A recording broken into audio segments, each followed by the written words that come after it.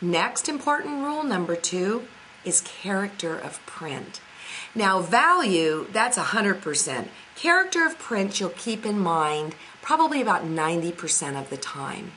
When I started quilt making 31 years ago, sheesh, it's kind of scary when you think about it, quilting fabrics were all these little itty bitty busy prints.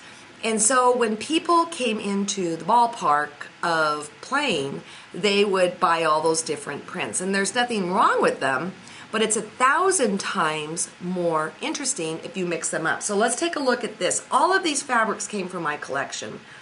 There's absolutely nothing wrong with this at all.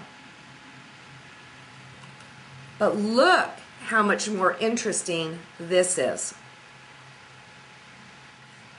When fabric is designed, at least at P&B, they do have the little 3x5 cards with triangles cut out and squares cut out and circles that they lay over the drawn images to see how it's going to cut up. So remember, how it cuts up is not necessarily how it is on the bold. Well, let me show you something with my new fabric line, Whisperings. I'll show you something, be right back.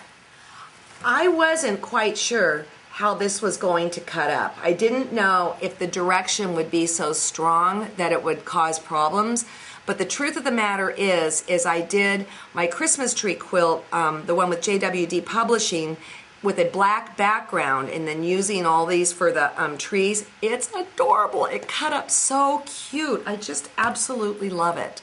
Let me show you one more example. Here are a bunch of whites and blacks from my collection.